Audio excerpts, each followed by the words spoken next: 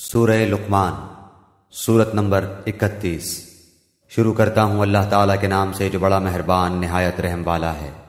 الف لام میم، یہ حکمت والی کتاب کی آیتیں ہیں جو نیکوکاروں کے لیے رہبر اور سراسر رحمت ہے، جو لوگ نماز قائم کرتے ہیں اور زکوٰۃ ادا کرتے ہیں اور آخرت پر کامل یقین رکھتے ہیں، یہی لوگ ہیں جو اپنے رب کی طرف سے ہدایت پر ہیں اور یہی لوگ نجات پانے والے ہیں۔ اور بعض لوگ ایسے بھی ہیں جو لغو باتوں کو مول لیتے ہیں کہ بے علمی کے ساتھ لوگوں کو اللہ کی راہ سے بہکائیں اور اسے ہنسی بنائیں، یہی وہ لوگ ہیں جن کے لیے رسوا کرنے والا عذاب ہے۔ جب اس کے سامنے ہماری آیتیں تلاوت کی جاتی ہیں تو تکبر کرتا ہو، اس طرح منہ پھیر لیتا ہے گویا اس نے سنا ہی نہیں، گویا کہ اس کے دونوں کانوں میں ڈانٹ لگے ہوئے ہیں۔ آپ اسے دردناک عذاب کی خبر سنا دیجئے۔ بے شک جن لوگوں نے ایمان قبول کیا اور کام بھی نیک مطابق سنت کیے، ان کے لیے نعمتوں والی جنتیں ہیں جہاں وہ ہمیشہ رہیں گے۔ اللہ کا سچا وعدہ ہے، وہ بہت بڑی عزت و غلبے والا اور کامل حکمت والا ہے۔ اسی نے آسمانوں کو بغیر ستون کے پیدا کیا ہے، تم انہیں دیکھ رہے ہو، اور اس نے زمین میں پہاڑوں کو ڈال دیا تاکہ وہ تمہیں جنبش نہ دے سکے، اور ہر طرح کے جاندار زمین میں پھیلا دیے، اور ہم نے آسمان سے پانی برسا کر زمین میں ہر قسم کے نفیس جوڑے اگا دیے۔ یہ ہے اللہ کی مخلوق، اب تم مجھے اس کے سوا دوسرے کسی کی کوئی مخلوق تو دکھاؤ، کچھ نہیں، بلکہ یہ ظالم کھلی گمراہی میں ہیں۔ اور ہم نے یقیناً لقمان کو حکمت دی تھی کہ تو اللہ تعالیٰ کا شکر کر، ہر شکر کرنے والا اپنے ہی نفع کے لیے شکر کرتا ہے، جو بھی ناشکری کرے وہ جان لے کہ اللہ تعالیٰ بے نیاز اور تعریفوں والا ہے۔ اور جب کہ لقمان نے واعظ کہتے ہوئے اپنے لڑکے سے فرمایا کہ میرے پیارے بچے، اللہ کے ساتھ شریک نہ کرنا، بے شک شرک بڑا بھاری ظلم ہے۔ ہم نے انسان کو اس کے ماں باپ کے متعلق نصیحت کی ہے، اس کی ماں نے دکھ پر دکھ اٹھا کر اسے حمل میں رکھا اور اس کی دودھ چھڑائی 2 برس میں ہے کہ تو میری اور اپنے ماں باپ کی شکر گزاری کر، تم سب کو میری ہی طرف لوٹ کر آنا ہے۔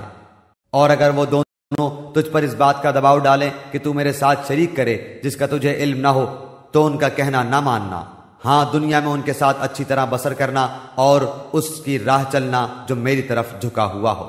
تمہارا سب کا لوٹنا میری ہی طرف ہے، تم جو کچھ کرتے ہو اس سے پھر میں تمہیں خبردار کر دوں گا۔ پیارے بیٹے، اگر کوئی چیز رائی کے دانے کے برابر ہو، پھر وہ بھی خواہ کسی چٹان میں ہو یا آسمانوں میں ہو یا زمین میں ہو، اسے اللہ تعالیٰ ضرور لائے گا۔ اللہ تعالیٰ بڑا باریک بین اور خبردار ہے۔ اے میرے پیارے بیٹے، تو نماز قائم رکھنا، اچھے کاموں کی نصیحت کرتے رہنا، برے کاموں سے منع کیا کرنا، اور جو مصیبت تم پر آ جائے صبر کرنا، یقین مان کہ یہ بڑے تاکیدی کاموں میں سے ہے۔ لوگوں کے سامنے اپنے گال نہ پھلا اور زمین پر اطلاع کر نہ چل، کسی تکبر کرنے والے شیخ خورے کو اللہ تعالیٰ پسند نہیں فرماتا۔ اپنی رفتار میں میانہ روی اختیار کر اور اپنی آواز پست کر، یقیناً آوازوں میں سب سے بدتر آواز گدھوں کی آواز ہے۔ کیا تم نہیں دیکھتے کہ اللہ تعالیٰ نے زمین و آسمان کی ہر چیز کو تمہارے کام میں لگا رکھا ہے اور تمہیں اپنی ظاہری و باطنی نعمتیں بھرپور دے رکھی ہیں؟ بعض لوگ اللہ کے بارے میں بغیر علم کے اور بغیر ہدایت کے اور بغیر روشن کتاب کے جھگڑا کرتے ہیں، اور جب ان سے کہا جاتا ہے کہ اللہ کی اتاری ہوئی وحی کی تابع داری کرو تو کہتے ہیں کہ ہم نے تو جس طریق پر اپنے باپ دادوں کو پایا ہے اسی کی تابع داری کریں گے، اگرچہ شیطان ان کے بڑوں کو دوزخ کے عذاب کی طرف بلاتا ہو۔ اور جو شخص اپنے آپ کو اللہ کے تابع کر دے اور ہو بھی وہ نیکوکار، یقیناً اس نے مضبوط کڑا تھام لیا۔ تمام کاموں کا انجام اللہ کی طرف ہے۔ کافروں کے کفر سے آپ رنجیدہ نہ ہوں، آخر ان سب کا لوٹنا تو ہماری جانب ہی ہے، پھر ہم ان کو بتائیں گے جو انہوں نے کیا ہے۔ بے شک اللہ سینوں کے بھیدوں تک سے واقف ہے۔ ہم انہیں گو کچھ یوں ہی سا فائدہ دے دیں، لیکن بالآخر ہم انہیں نہایت بیچارگی کی حالت میں سخت عذاب کی طرف ہنکا لے جائیں گے۔ اگر آپ ان سے دریافت کریں کہ آسمان و زمین کا خالق کون ہے تو یہ ضرور جواب دیں گے کہ اللہ، تو کہہ دیجئے کہ سب تعریفوں کے لائق اللہ ہی ہے، لیکن ان میں کے اکثر بے علم ہیں۔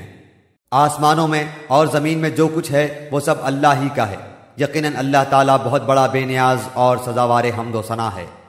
روئے زمین کے تمام درختوں کے اگر قلمیں ہو جائیں اور تمام سمندروں کی سیاہی ہو اور ان کے بعد 7 سمندر اور ہوں، تاہم اللہ کے کلمات ختم نہیں ہو سکتے۔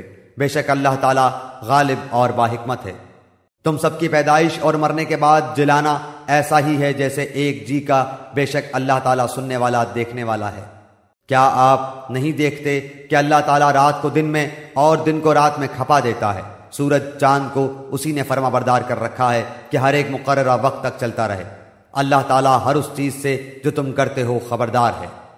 یہ سب انتظامات اس وجہ سے ہیں کہ اللہ تعالیٰ حق ہے اور اس کے سوا جن جن کو لوگ پکارتے ہیں سب باطل ہیں، اور یقیناً اللہ تعالیٰ بہت بلندیوں والا اور بڑی شان والا ہے۔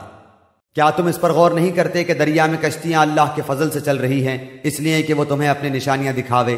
یقیناً اس میں ہر ایک صبر و شکر کرنے والے کے لیے بہت سی نشانیاں ہیں۔ اور جب ان پر موجیں سائبانوں کی طرح چھا جاتی ہیں تو وہ نہایت خلوص کے ساتھ اعتقاد کر کے اللہ تعالیٰ ہی کو پکارتے ہیں۔ پھر جب وہ باری تعالیٰ انہیں نجات دے کر خشکی کی طرف پہنچاتا ہے تو کچھ ان میں سے اعتدال پر رہتے ہیں اور ہماری آیتوں کا انکار صرف وہی کرتے ہیں جو بدعہد اور ناشکرے ہوں۔ لوگو اپنے رب سے ڈرو اور اس دن کا خوف کرو جس دن باپ اپنے بیٹے کو کوئی نفع نہ پہنچا سکے گا اور نہ بیٹا اپنے باپ کا ذرا سا بھی نفع کرنے والا ہوگا۔ یاد رکھو اللہ کا وعدہ سچا ہے۔ دیکھو تمہیں دنیا کی زندگی دھوکے میں نہ ڈالے اور نہ دھوکے باز شیطان تمہیں دھوکے میں ڈال دے۔ بے شک اللہ تعالیٰ ہی کے پاس قیامت کا علم ہے، وہی بارش نازل فرماتا ہے اور ماں کے پیٹ میں جو ہے اسے جانتا ہے۔ کوئی بھی نہیں جانتا کہ کل کیا کچھ کرے گا، نہ کسی کو یہ معلوم ہے کہ کس زمین میں مرے گا۔ یاد رکھو اللہ تعالیٰ ہی پورے علم والا اور صحیح خبروں والا ہے۔